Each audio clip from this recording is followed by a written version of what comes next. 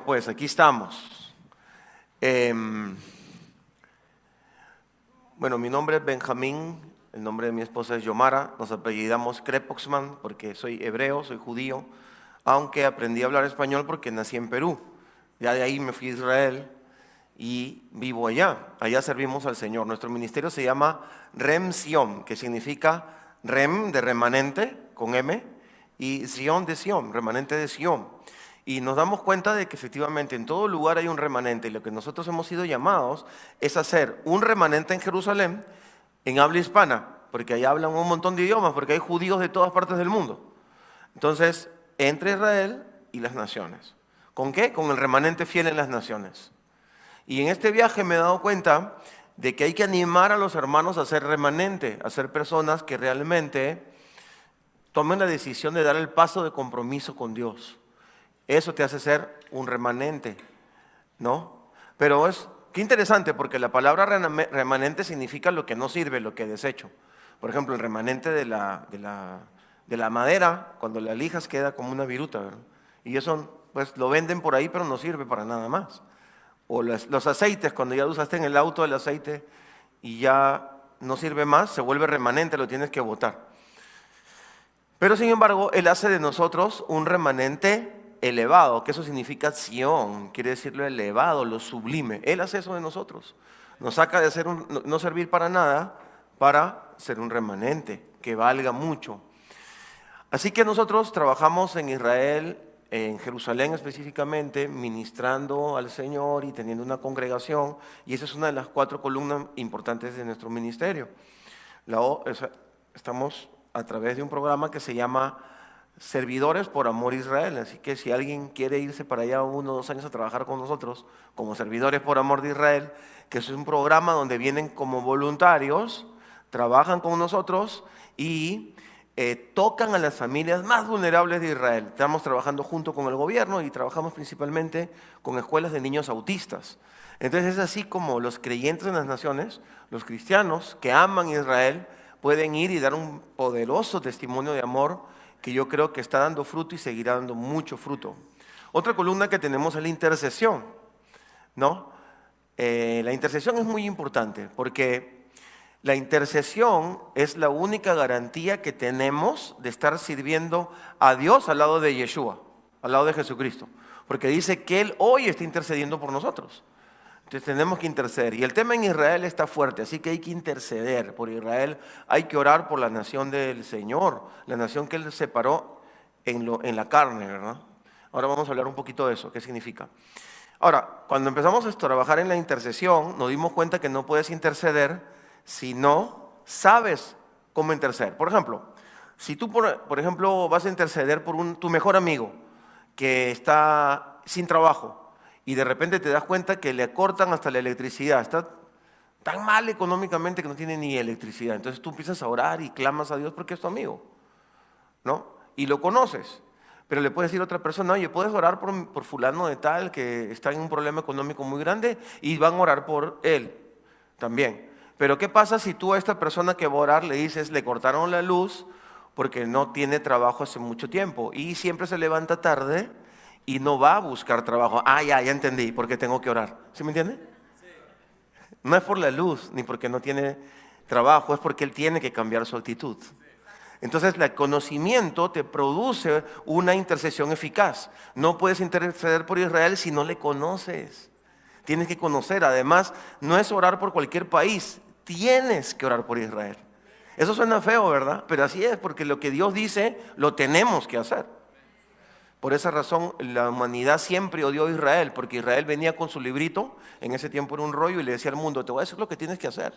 Porque hay un único Dios que te dice las cosas. Por eso pues hay antisemitismo. Porque ¿cómo se le ocurre a un pueblo decir al mundo lo que tiene que hacer? Y que su Dios es el único Dios. Y que además Él es el pueblo escogido. Miren, ni tú ni yo le hubiéramos hecho caso. Así que no podemos juzgar a nadie. Solamente darle gracias a Dios porque nos lo reveló. Entonces, en este trabajo de estudiar, investigar y estar todos estos años, terminamos formando una universidad. Yo lo cuento así, porque la verdad es que esa es la verdad. Terminamos formando una universidad y teniendo un alma mater online que también está a la disposición de sus pastores. Todos nuestros programas están ahí, porque ellos están en Jerusalén a través de nosotros, ustedes también, y pertenecemos a la misma red, nosotros también estamos bajo Mundo de Fe. Así que yo decía, y le decía a mi esposa, no hemos venido a visitar una congregación que nos invitó a predicar, hemos venido a nuestra casa en Austin. Hemos venido, ¿no es cierto? ¿Verdad? Hemos venido a ver a nuestra familia, a estrechar lazos, a estar juntos. Ayer hemos tenido una tarde preciosa y queríamos ir a la calle y no podíamos salir porque estábamos hablando y el Señor nos hablaba cosas. Y no fuimos a ningún lugar, o sea, con las justas llegamos a comprar el pan, ¿verdad? ¿Pero por qué? Porque somos amigos y eso lo cambia todo. Así que estamos expectantes de lo que el Señor va a hacer a través de su tío, el tío Benny, el tío Ben. El tío Ben, así me dicen algunos, a los Benjamín nos dicen Ben. Así que ahí la tienen y también somos anfitriones en Israel. Ser anfitrión es todo un ministerio y ustedes tienen su anfitrión en Jerusalén. ¿Verdad? Estamos esperando que los pastores cuando ellos quieran vayan y estén allá y nos gocemos y ya es algo que el Señor empezó a estructurar, así que esa es Sion, remanente de Sion, para la gloria de Dios y para la bendición de cualquiera de ustedes. Amén. Muy bien. Ahora, ¿qué voy a predicar? Ya ni sé qué voy a predicar. Tengo una idea, eso es importante, tener la idea por lo menos.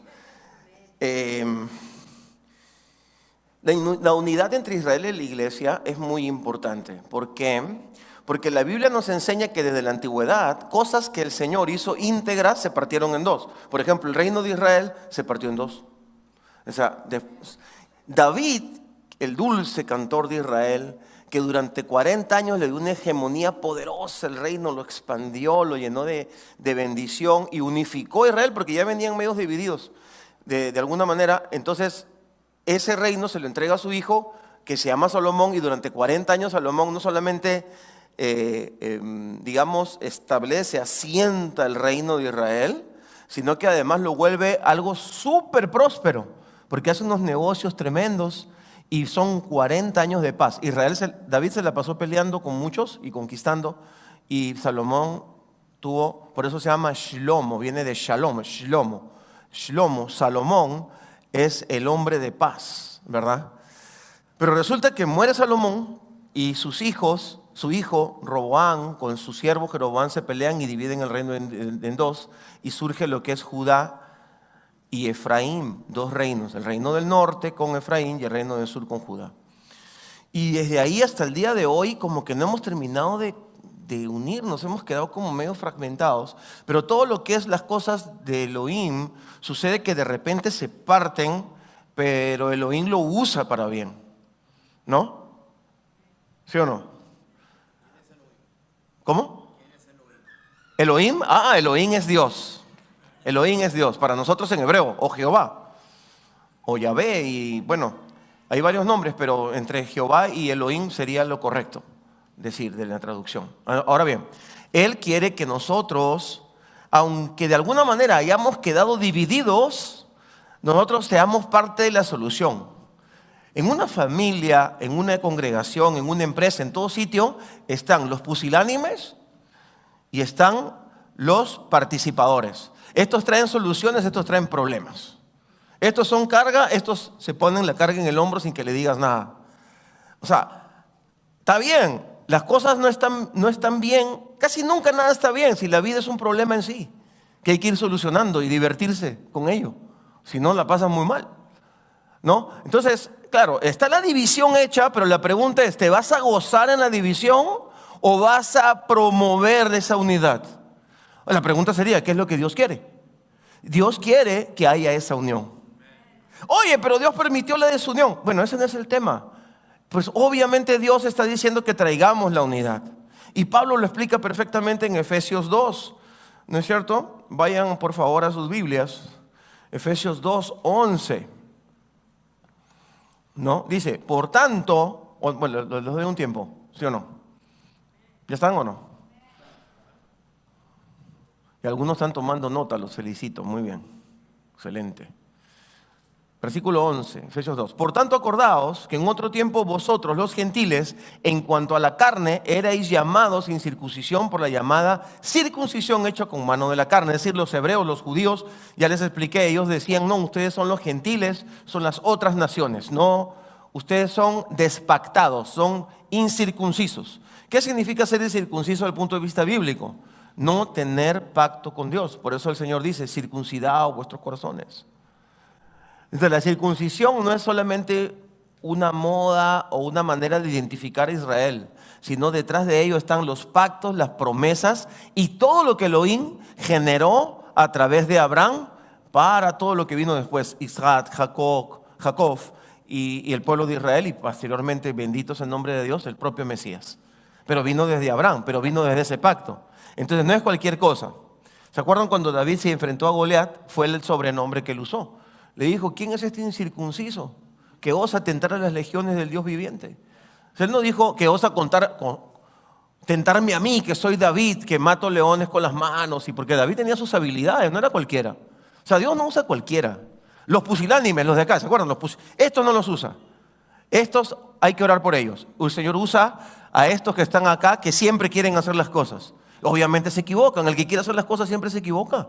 Es normal. Entonces David era de esos, el que quería hacer algo, pero ese algo lo tenía bien claro. Tenía que ver con la promesa de Dios. O sea, en otras palabras, tú eres un incircunciso, todos nosotros somos circuncisos. Oye, ¿y qué pasó con Saúl? Pues a David nunca dijo que Saúl, que es un tonto, jamás. Él nunca ni se le ocurrió. Él dijo, bueno, yo lo voy a hacer. Porque cuando él estaba ahí entregándole la comida a los hermanos, él escuchó que había una recompensa, que era la hija del rey. Y él dijo, ¿cómo? Perdón, ¿cuál es? Me interesa. ¿Verdad? Por eso los judíos son prósperos, los judíos entendemos lo que es recompensa, ¿verdad? Y se trabaja por ello. Así que él dijo, yo le entro. Y efectivamente mató a Goliat. Pero Goliat murió cuando David dijo la palabra. Es un incircunciso. Dios dijo, tomen nota, este está despactado, yo tengo pacto con este. Ya está. Entonces los ángeles operaron, porque los que vencieron fueron los ángeles. Entonces, los judíos nos jactábamos de eso. Todavía hay algunos que se jactan, incluso por internet, dicen que creen en Jesús y no sé qué, que mesiánicos, pero se siguen jactando de que los cristianos allá, nosotros aquí. ¿No? Ustedes son incircuncisos. Bueno, ya, está bien, son circuncisos, pero son medios paganos. No se deje, hermano, no lo permita. 12. En aquel tiempo estabais sin Cristo, sin Mashiach, decimos nosotros, alejados de la ciudadanía de Israel y ajenos a los pactos de la promesa, sin esperanza y sin Dios en el mundo. Pablo tiene toda la razón. Yo sé que mucha gente usaba a Pablo para atacar a los judíos, como si Pablo fuera antijudío. Eso no es bíblico, eso es una mala explicación. Pablo está diciendo, nosotros teníamos la promesa, nosotros entendíamos quién era el Mesías, nosotros entendemos el pacto, es más, nosotros tenemos el pacto. ¿Ok? Y ustedes los gentiles eran como un árbol silvestre que estaba en el campo, que nació de casualidad. Nosotros somos un árbol cultivado, un olivo cultivado en el jardín de Dios. Así es lo que dice Romanos 11. ¿No? Ahora bien, he desgajado algunas ramas, dice el Señor, pero yo te he puesto a ti, te he injertado, aunque tú pertenecías al árbol silvestre. Entonces los judíos dicen, tú eres un silvestre, tú no eres parte de la familia de Dios. Yo sí. Pero Pablo dice, está bien, es verdad eso. Como gentiles estábamos lejos. Pero ahora en Cristo Jesús, versículo 13, vosotros que en otro tiempo estabais lejos, habéis sido hechos cercanos por la sangre de Cristo, porque Él es nuestra paz, que de ambos hizo uno, derribando la pared intermedia de separación. ¿Cuál era la pared intermedia de separación? Es bien interesante el versículo 15. El que sigue, dice, aboliendo en su carne las enemistades, la ley de los mandamientos expresados en ordenanzas, para crear en sí mismos los dos un solo y nuevo hombre, haciendo la paz. ¿Qué cosa es la ley de los mandamientos expresados en ordenanzas? En la Biblia actual está bien bonito, bien dicho, me encanta cómo lo dice. Pero yo uso Reina Valera, es una muy buena traducción también. Pero bueno, es la que más se usa, pero ese dice bien claro, dice, y yo se lo voy a parafrasear. ¿Qué significa la ley de los mandamientos expresados en ordenanza? La ley quiere decir la instrucción. Cada vez que usted lea la palabra ley en la Biblia es instrucción, en la Torah. Torah es instrucción. Tanaj es instrucción, Nuevo Testamento es instrucción. Entonces, es la instrucción de Dios. Expresados en ordenanzas humanas. ¿No? O sea, el Señor dice, hay que descansar el séptimo día. Y viene un grupo de personas, dice, nosotros somos los sabios de Israel y se va a descansar de esta y de esta y de esta manera. ¿Y en qué parte de la Biblia dice? No, yo lo he interpretado. A mí Dios me dijo. Ah, ya. Ok. Pero los cristianos hemos hecho lo mismo con nuestras denominaciones. Hemos creado formas de entender la Biblia que tampoco se critica. El problema es cuando le dices al otro que está mal porque no hace lo que tú estás haciendo. Entonces, ¿la enemistad qué es? La enemistad es la capacidad inmunda, endémica, natural que el hombre tiene para pelearse con el otro porque se cree mejor que el otro. ¿Verdad? Y no nos hemos escapado los creyentes, porque de repente decimos, no, a mí Dios me reveló, ¿verdad?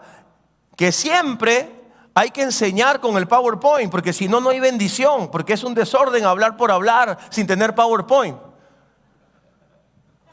¿No es cierto? Y luego en mis estatutos, y hay gente que llega a hacer cosas así, pongo, se predica en esta denominación con PowerPoint, si no, váyase de aquí, si quiere ser pastor. Y suena ridículo, pero así hay varias ridiculeces en los estatutos de muchas denominaciones. ¿Verdad? Pero no tienen la culpa las denominaciones, es que usted y yo también somos así.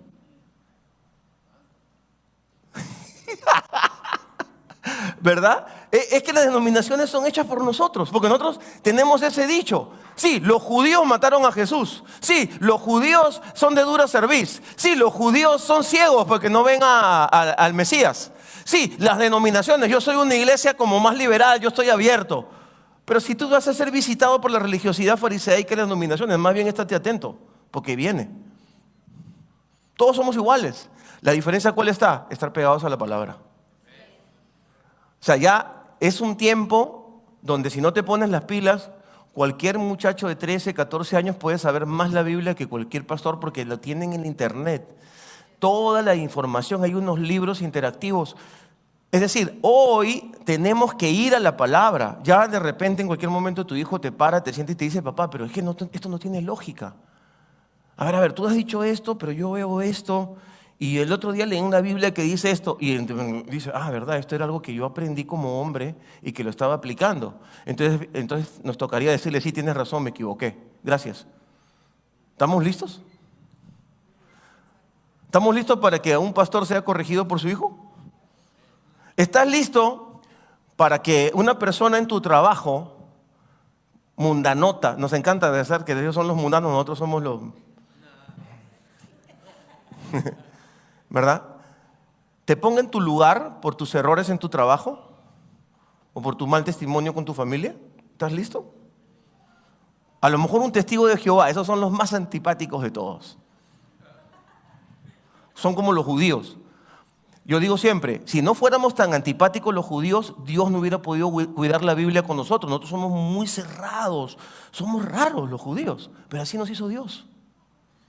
Y por eso pudimos cuidar la Biblia por siglos y cuidamos muchas cosas que hoy día disfrutan los creyentes. Entonces los testigos de Jehová son bien bravos. Y vienen y dicen, hey, hermano, tú dices que eres evangélico, ¿no? Y el otro día tal y tal cosa. Y han pasado 3 meses y sigue haciendo lo mismo. ¿Qué pasó? ¿Estás listo para decirle, ok, tienes razón, perdona. Tienes razón, gracias. O sea, yo creo que llegó ese tiempo. Y solamente así podremos eliminar las enemistades. Israel tiene que aceptar que sin la oración de los cristianos y sin los cristianos no va a poder seguir adelante. Dice, de Egipto llamé a mi hijo, de las naciones viene el Mesías a Israel. ¿De dónde vino la salvación para los judíos cuando estaban en el tiempo de Jacob? Vino de Egipto a través de José. Pero los cristianos tenemos que aceptar que si no miramos a Israel, es como si estuviéramos ciegos. Es como el increíble Hulk vendado. Poderoso eres, el Señor está contigo. La iglesia es la ungida de Dios. Pero sin Israel no vamos a llegar muy lejos. Es el tiempo de mirar a Israel. Ya todos los pastores nos hemos dado cuenta. En todas las naciones del mundo donde voy, todos los pastores saben porque es algo del Espíritu Santo. El problema tenemos es que somos muy peleoneros todavía.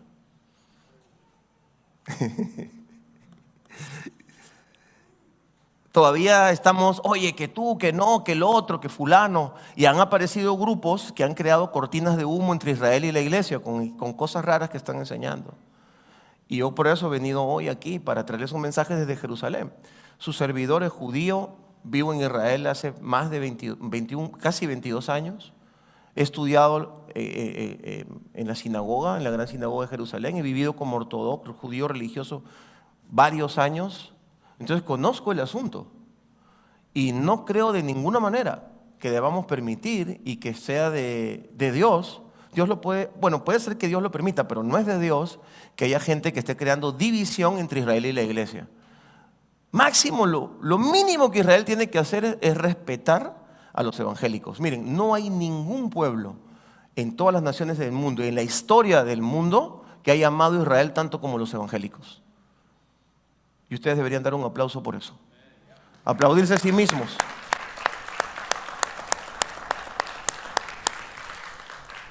¿No es cierto? Pero sí tenemos que entrar un poquito más profundo, darle un poquito más. Bueno, dice así, versículo 15.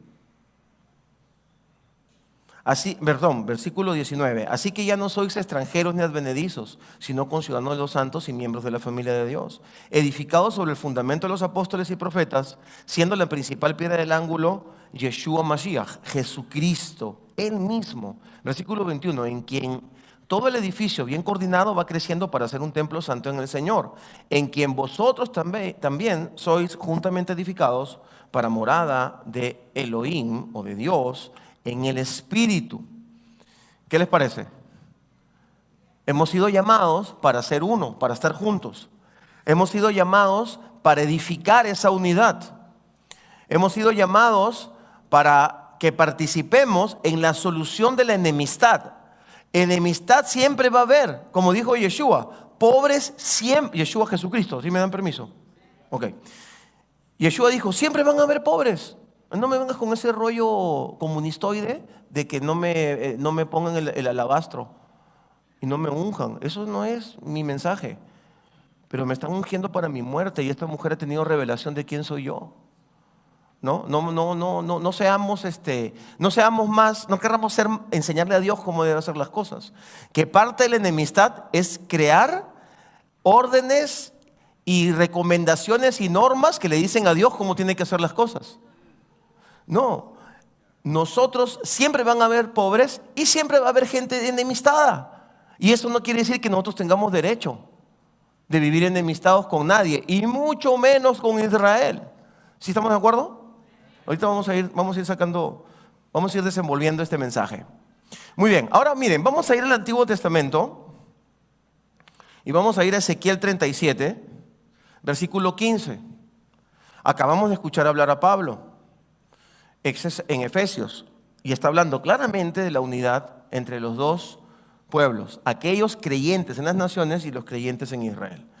Pero vamos ahora a Ezequiel 37:15. Vino mi palabra de Jehová diciendo, hijo de hombre, toma ahora un palo y escribe en él para Judá y para los hijos de Israel sus compañeros. Toma después otro palo y escribe en él para José, palo de Efraín, y para toda la casa de Israel sus compañeros. Júntalos luego el uno con el otro, y aquí viene, para que sean uno solo.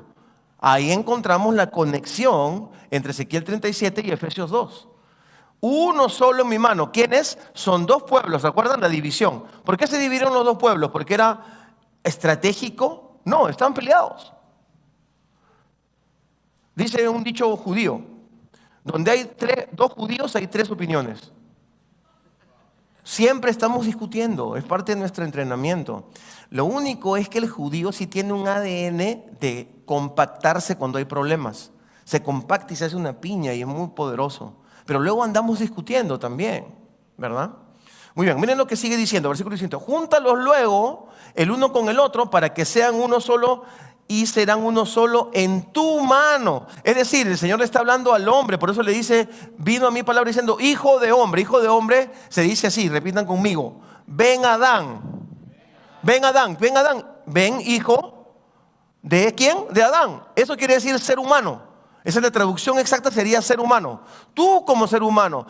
Hoy yo estoy aquí parado con ustedes para animarlos, con el permiso de sus pastores, a que se unan a Israel y agarren esos dos palos, Judá y Efraín, y lo junten. Es lo que él está diciendo. Tú, profeta, tú hazlo.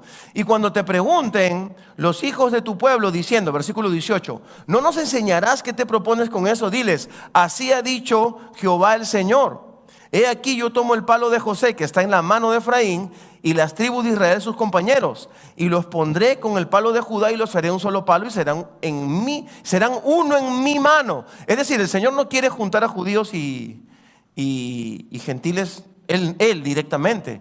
Él quiere que lo hagamos los ministros, que lo hagamos aquellos que creemos y que le digamos, Señor, toma, esto es lo que yo hice. Porque algunos ministerios mesiánicos o ministerios de Israel piensan que nosotros lo vamos a hacer. Es muy difícil, no se puede. Solo tenemos que venir a entregar la palabra y el Espíritu Santo lo va a hacer.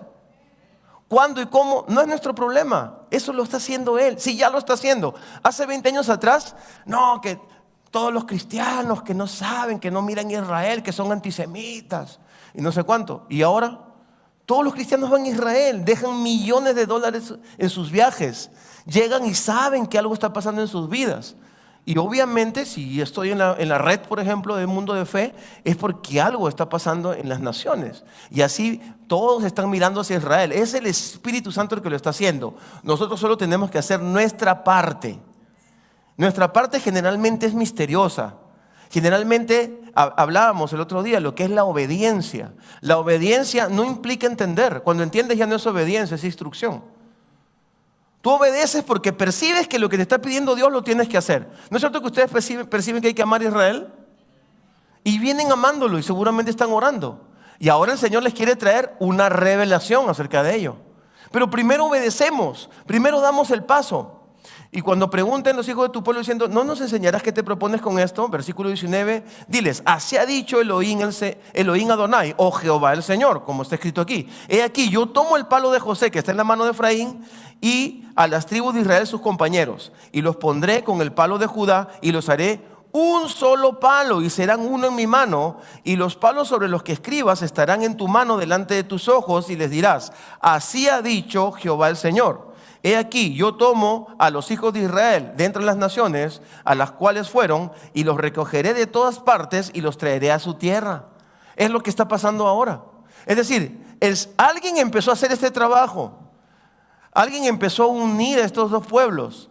Y el Señor empezó a traer a los judíos de las naciones a su tierra. ¿Hace cuánto tiempo? Hace 70 años. Dice así, y los haré una nación en la tierra, en los montes de Israel, y un rey será todos ellos por rey, y nunca más serán dos naciones, y nunca más serán divididos en dos reinos. ¿Verdad? Entonces, siempre hay una división de dos. Miren, cuando Adán y Eva estaban en el huerto, el Señor lo que hizo fue lo siguiente. Se dio cuenta que Adán no estaba contento. Dice la Biblia que él no encontraba ayuda idónea, ¿verdad? Y que ya estaba bastante aburrido, conocía a todos los animales, todos le hacían caso, le había puesto los nombres, todo estaba bien. Entonces dice que el Señor lo hizo dormir, no sé si le dio una pastillita o algo. La cosa es que lo hizo dormir. Y dice que le abrió a un lado y de ahí él sacó un material genético y creó a Eva. Entonces cuando él la vio, dijo, no, esto es otra cosa. O sea, es como, animales somos, ¿verdad? Tenemos un cuerpo y todo, tenemos boca y caminamos. A lo mejor nos parecemos un poco al mono, yo qué sé. Pero dice, pero no, esta es otra cosa. A ver, voy a mirar bien. Y él dijo así, esta es carne de mi carne y hueso de mis huesos. Es de mi propia genética. Qué regalo que Dios le dio, pero eran uno. Es decir, Adán engendró a Eva. Eso es lo que hizo Dios. O sea, de uno hizo dos. Y luego Dios le dice, ahora serán una sola carne. Ah, ok, está bien. Pero lo primero que hicieron fue desobedecerle a él. Y yo imagino cómo salieron de Edén. Yo puedo imaginar, y si no tengo razón, me perdonan. Pero tienen que haber salido así, tú tenías la culpa. No, tú me dijiste, no, que tú me... Y salieron peleando de Edén. Si tú me veías conversar con la serpiente hace un montón de tiempo y nada me decías. De seguro ella le tiene que haber dicho eso. No me van a decir que en una sola conversación la serpiente la convenció. Pero tengan cuidado con quién hablan sus esposas por teléfono. Estén atentos. Oye, ¿con quién estás hablando? Te veo muy eufórica. ¿Qué amiga tienes ahora? Tienen derecho. Háganlo con amor. Sobre todo si son mexicanas, con mucho amor. Bien suavecito. La mía, mi esposa es mexicana, así que despacito nomás. Mira, mi amor, ¿con quién estás hablando? ¿No es cierto? Y ella le tiene que haber dicho, sí, y por último tú no me dijiste nada. Y cuando vino Dios te preguntó, aunque sea le hubieras pedido perdón, pero me echaste la culpa a mí. ¿Qué hombre eres tú? ¿Verdad? Ahora, no me va a decir usted que si así empezó la historia de esta miserable humanidad en la que vivimos, iba a cambiar. Nos gusta la enemistad, está dentro de nosotros, nos carcome por dentro, pelear, enfrentarnos, diferenciarnos. Y cuando tenemos falta de autoestima, buscamos el defecto en el otro, porque así me siento mejor yo. Pero ese no es el mandato del Señor. El mandato del Señor es ama a tu enemigo, bendice a los que te maldicen, ama a los malos, ama a los perdidos. Si tú no los amas, ¿quién los va a amar? ¿Quién los va a amar? Si el Señor está, Él a la diestra del Padre. Y la economía de Elohim es que Él va a volver, no que va a estar caminando entre nosotros. Aunque ahora quiero hablar un poco de eso con ustedes. Entonces, hermanos, la enemistad es algo bien terrible, bien destructivo, pero es como, me contaba un amigo que trabaja en el zoológico, o trabaja con animales, que el animal más apestoso es el ser humano, solo que no nos damos cuenta. ¿Saben por qué? Tenemos 10 veces más, tejido grasoso en la piel, no importa el peso que tengas, que ningún otro animal. Por ejemplo, los chimpancés, por ejemplo, tienen 10 veces menos grasa que nosotros. Entonces nosotros olemos muy mal, solo que no nos damos cuenta. Los animales sí, seguramente el perro, todos ellos cuando pasamos dicen, pero nos las creemos, estamos bien equivocados. Entonces para nosotros es nauseabundo y maloliente para Dios esa actitud que tenemos de siempre, tú allá y yo acá. Tú eres mundano, yo soy creyente. Ya tú quisieras tener el ministerio de alabanza en mi iglesia. Tuvieras la palabra que nos da nuestro pastor. ¿Así hablamos o no? ¿Sí o no? Yo sí, ustedes a lo mejor no, yo sí hablo así. ¿Verdad? Si tuvieras, mi hermano, es que tú deberías venir a mi iglesia, brother. Pero no nos damos cuenta y estamos generando enemistad. Y es así como el diablo pudo separar a Israel de la iglesia. Y nos metieron la idea de que los judíos habían matado a Jesús, ¿no? Y nos metieron la idea de que los judíos son malos, ¿no? Nos metieron la idea de que nosotros somos mejores, porque Dios está con nosotros. Pero en el fondo, si realmente creyéramos que somos mejores, buscaríamos acercarnos a Israel por amor y por misericordia. Muchas veces no nos acercamos a la gente porque no estamos confiados de lo que Dios ha dicho de nosotros. ¿Qué les parece? ¿Les duele un poquito esto? Duele un poquito, ¿no? Vamos a cerrar esta parte aquí y quiero hablarles de otra cosa que Dios me habló ayer en la noche y hoy en la mañana. Vamos a estar orando por Israel y vamos a pedir a Dios que ayude a Israel. ¿Amén? ¿Sí o no? Pero quiero hablarles de otra cosa. Quiero hablarles acerca de Yeshua HaMashiach, Jesucristo. ¿Ok? Vamos a recordar, por ejemplo, un pasaje que tomé nota recién hoy en la mañana, ¿verdad? En Lucas 22.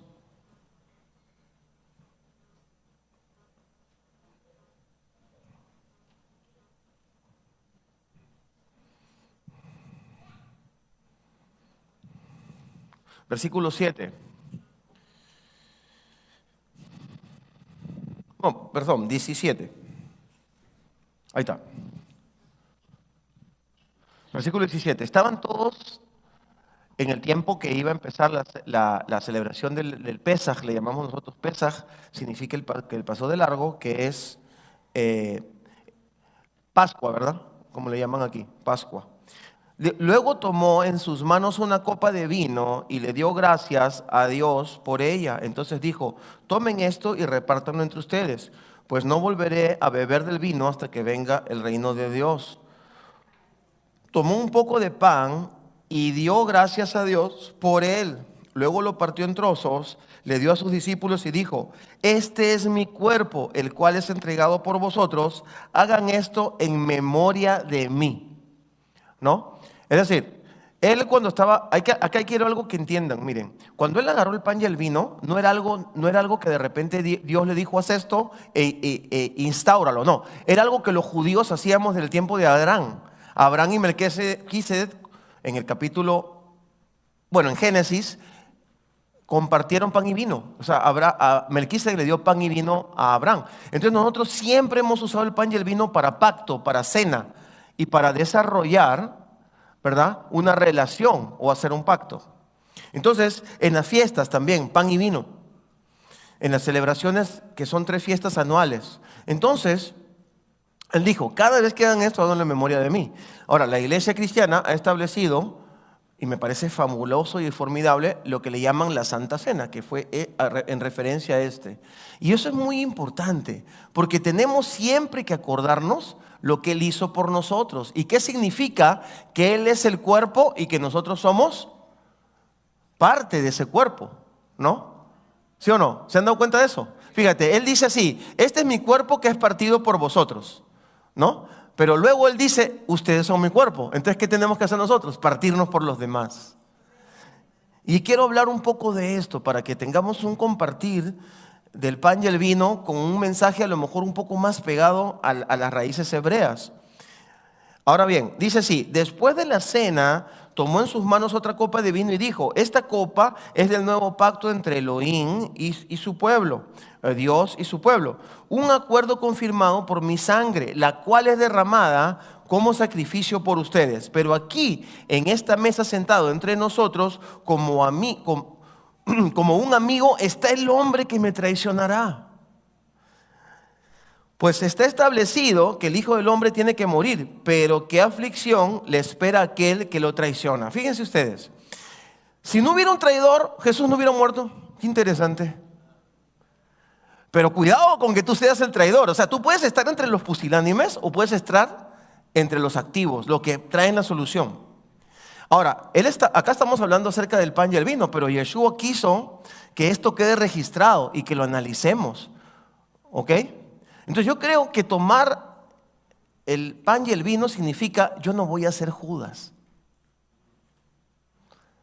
Mira, Judas hoy, miren, el segundo Judas era Pedro. Así estuvo de ir detrás de Judas. Así. Lo negó 3 veces, era un hombre que abría la boca todo el tiempo y siempre se equivocaba, se creía superior a los demás. Pero ¿qué hizo Dios? Lo puso de líder.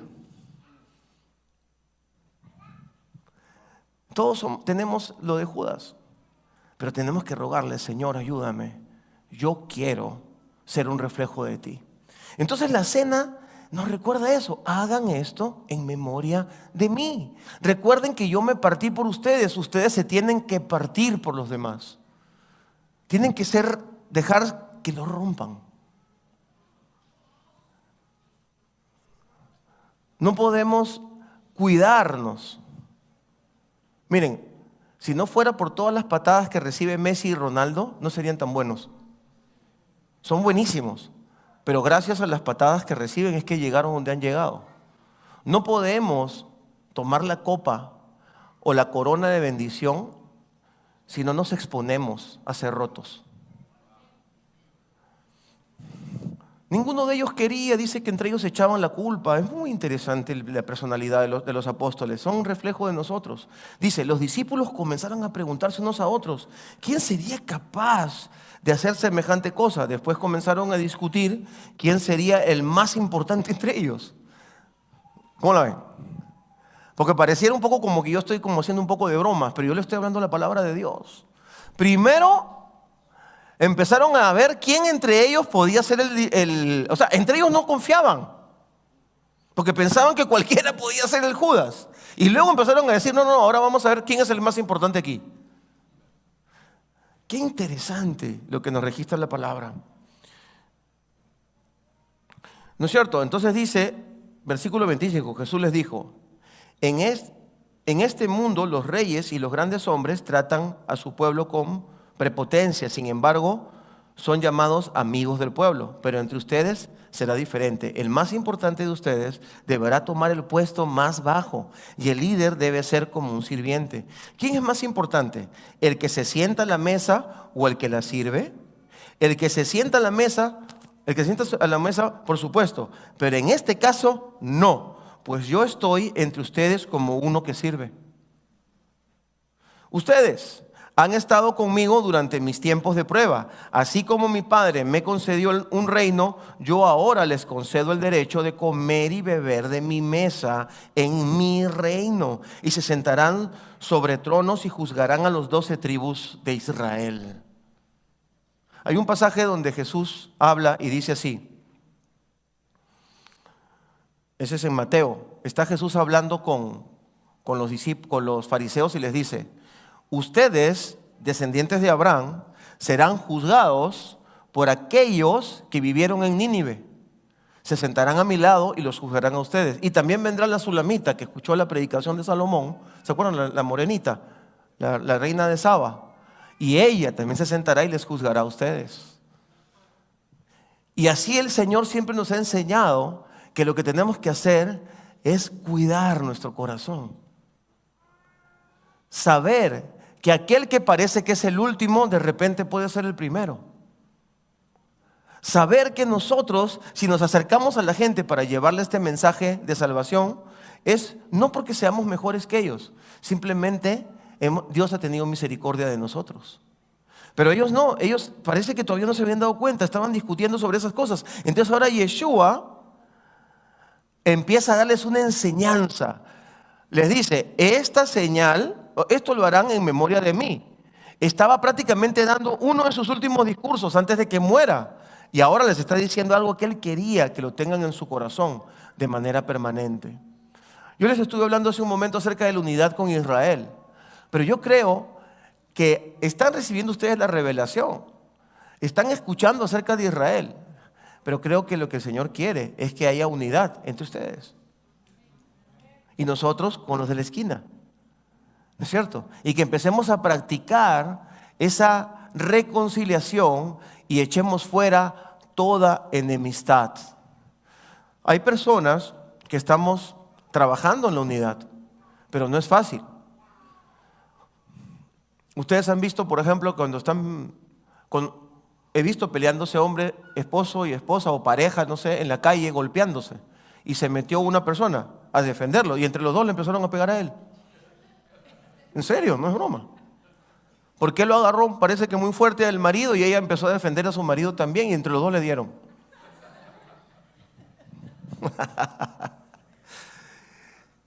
Es que no es fácil ser puente. No es fácil ponernos entre Dios y los hombres. No es fácil ponernos entre dos que están enemistados. Israel y la iglesia están enemistados. Entonces ponerse en el medio es que te salpique la sangre de Cristo, porque solo la sangre de Cristo es la que puede unir a Israel y la iglesia. Pero solamente la sangre de Cristo puede hacer de que tú empieces a detectar en qué parte necesitas arrepentirte y generar una mayor unidad entre tu casa, tu familia, tu trabajo, donde tú estás. Realmente, porque a veces confundimos, ¿no? Decimos, bueno, me están criticando y se molestan conmigo porque soy cristiano. Pero tú, ¿cómo reaccionas? Porque ahí está la clave.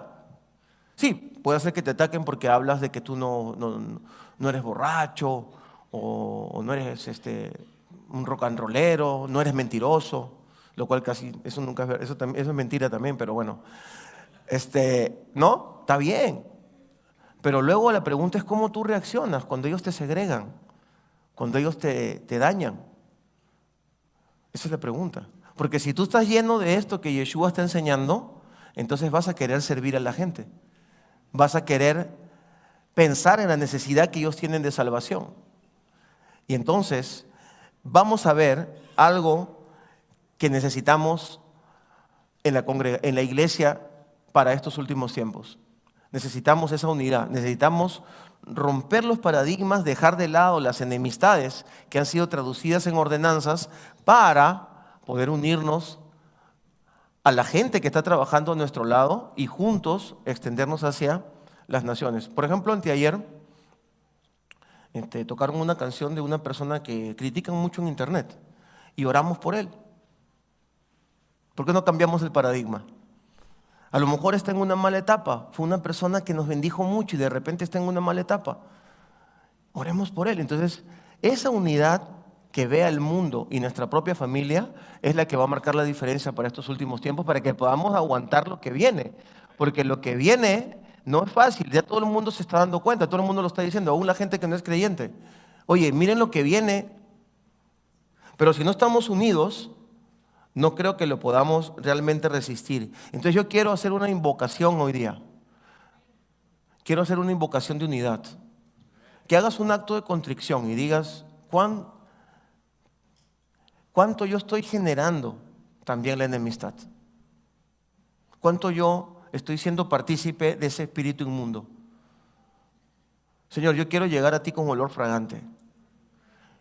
Y yo estoy seguro que si te concentras, yo mismo aquí, si nos concentramos, vamos a detectar que hay alguien con quien podríamos hacer una restauración. Hay alguien a quien podríamos acercarnos con el mensaje de salvación. Alguien que a lo mejor tú no en tu vida le hablarías, pero que está esperando que alguien le hable acerca del Mesías.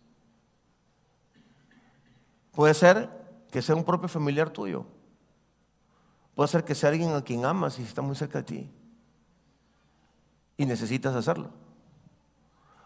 O puede ser que tú no seas ninguno de esos, no tienes ninguno de esos ejemplos, pero sí puedes decir, yo mañana y voy a mirar en mi trabajo con quién puedo hablar. Tiene que haber alguien, Señor, en el restaurante donde voy siempre tiene que haber alguien, Señor, ayúdame. Yo quiero ser un reflejo de ti. Yo quiero ser ese puente entre Dios y los hombres.